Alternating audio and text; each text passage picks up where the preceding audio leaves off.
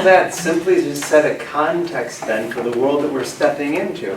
The world of these ancient Israelite prophets, these who communicated themselves in another language than ours. They lived in another world as well, where God was seen as present and active in history in a very strong way.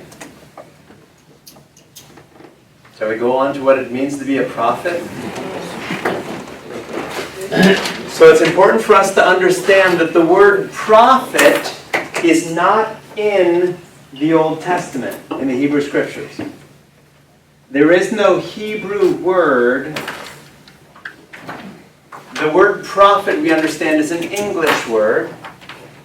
The words that we used in the Hebrew Scriptures were Hebrew words that had certain meanings that were later translated to Greek, that were later translated into English. So we have a certain understanding of these words. Let's step back in time and see what were the Hebrew words that we used of these people whom today we call the prophets. So today we call them prophets. Did they call themselves prophets? And if so, what word did they use? They obviously didn't speak English, so they didn't use the word prophet. They didn't speak Spanish. They didn't say profeta. They used some other word to describe who they were. In the Hebrew Scriptures, we find 3 Hebrew words for the people whom today we know of as the prophets.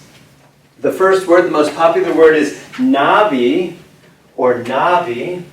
So the singular of nevi'im is navi, N-A-B-I, or N-A-V-I. And the navi then, so we understand Hebrew. In the singular would be navi, the plural nevi'im, the prophets. What does it mean to be a navi or to be part of the nevi'im? This word is the most popular word that we use for those whom we now consider to be prophets, used more than 90% of the time in the Greek Scriptures, this word navi or nevi'im. The other 2 words we're going to see start coming up when we start talking about Samuel. Before we start talking about Samuel, the only word that we have for these people is navi or nevi'im. This word is used of people like Abraham. In the book of Genesis, Abraham is a navi. Aaron, Moses' brother, a navi. Elijah is a navi. So we find this word, which we hear these expressions of who is a true navi and who is a false navi.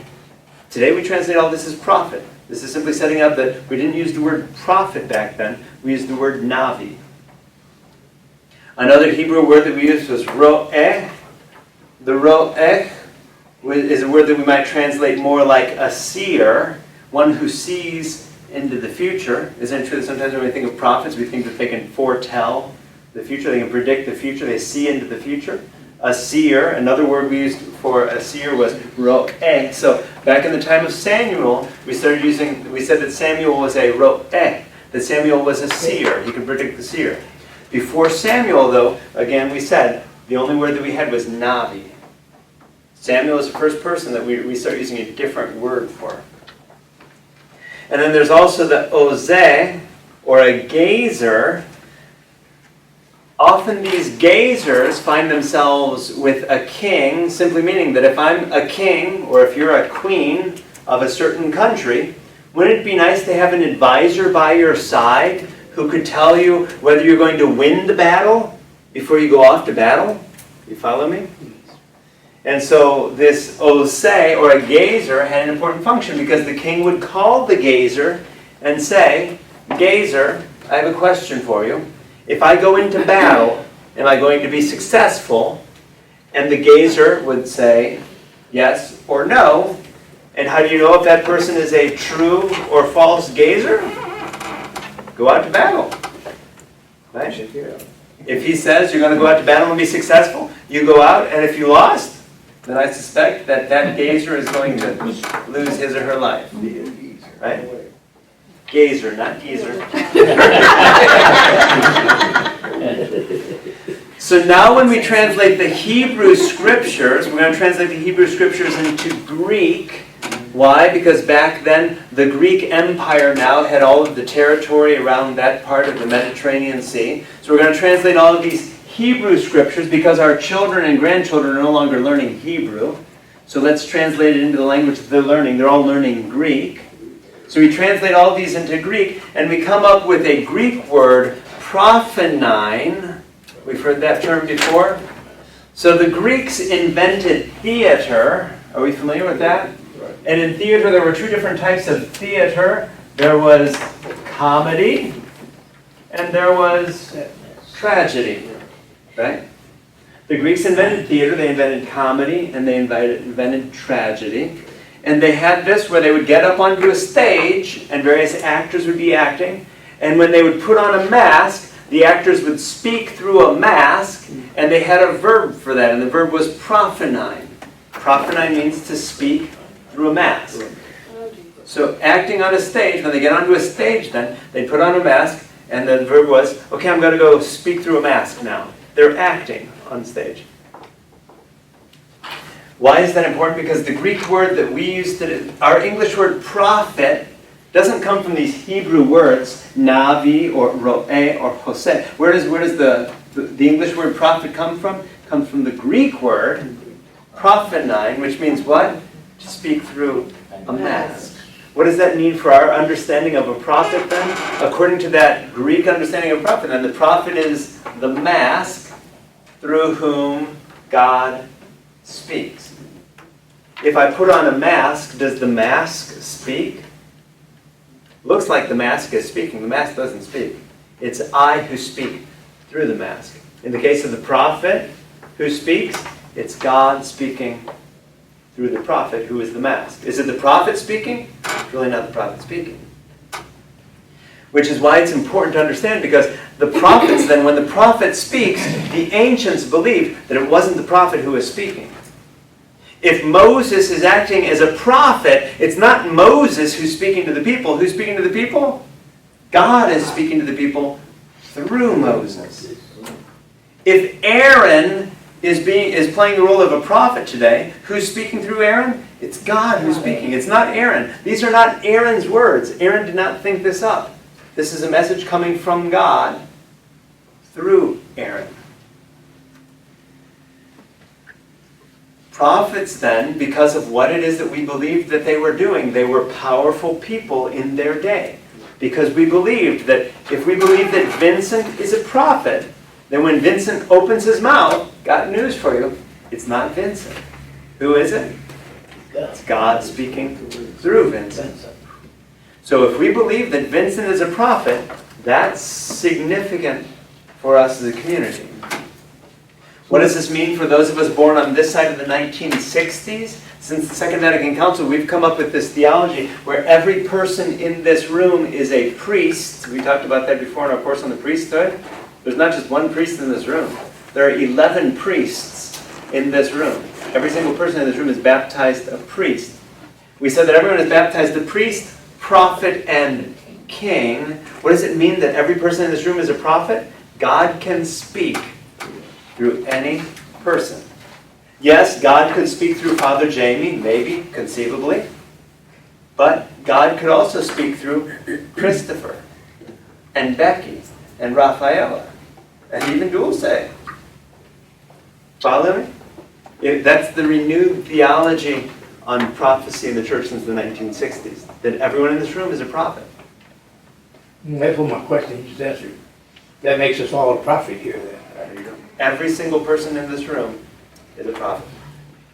So the prophets then were God's spokespeople, God's voice in this world, and the prophet's role was to comment on what it is that God sees.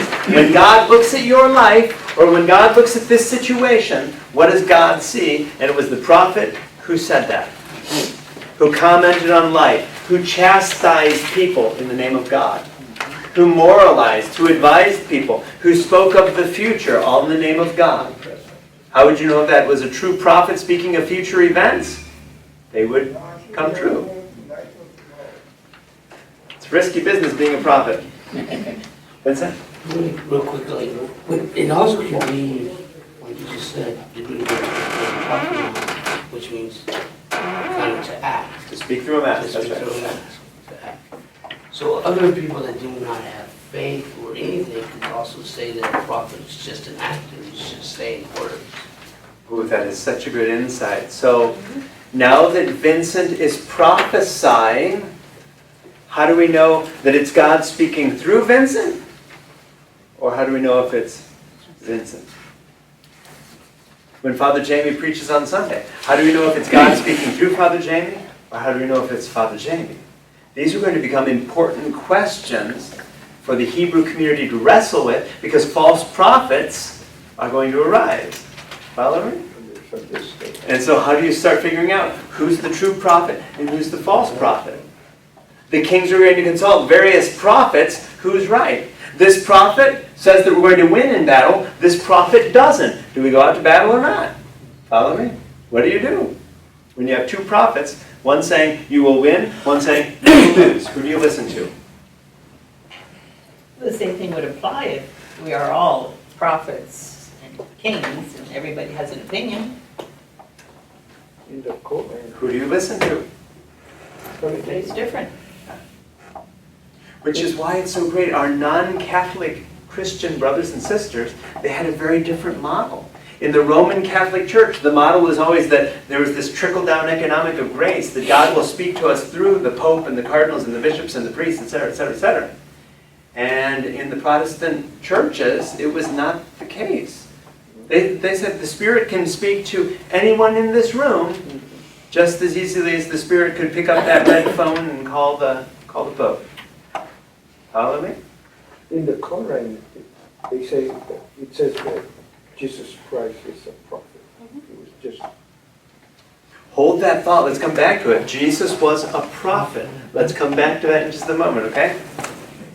So, the prophets, it was believed, were helping to give the divine meaning of history. If the Assyrians conquered us, it was the prophet's role to tell us why the Assyrians conquered us.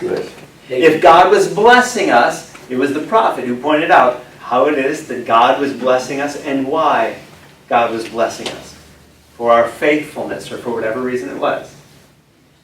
Interestingly, all four Gospels, so in the Gospels that we have as part of our Christian scriptures, the Greek scriptures, Matthew, Mark, Luke, and John, those four Gospels, Matthew, Mark, Luke, and John, all talk about Old Testament prophecies, or prophecies from the Hebrew scriptures.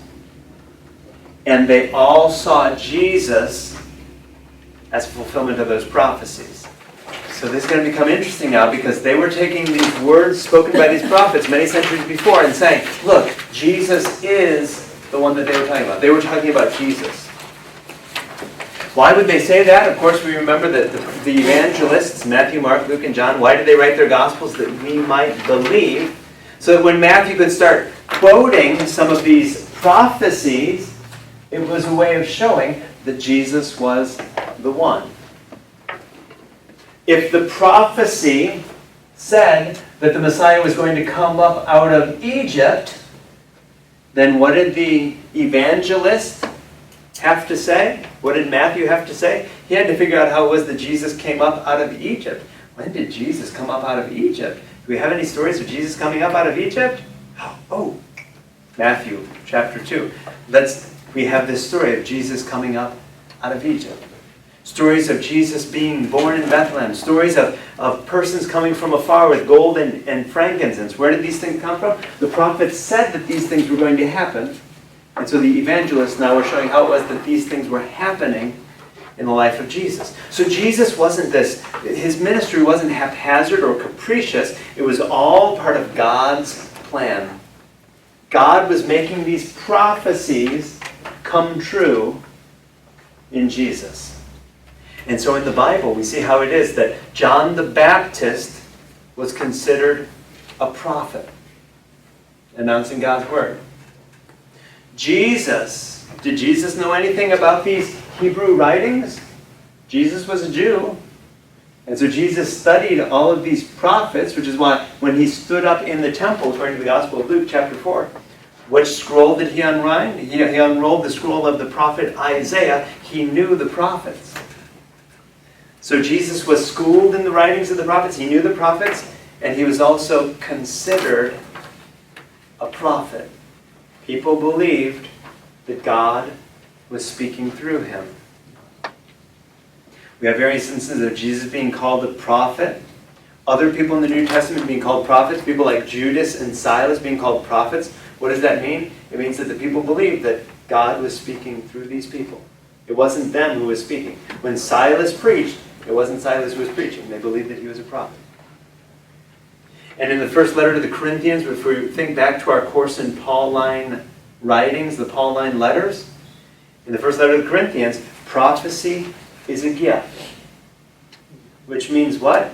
We better look around our community and figure out who God is speaking through among us, because we believe that prophecy was a gift, that God was going to be speaking to our community through one of us. So let's figure out who in this room God is speaking through.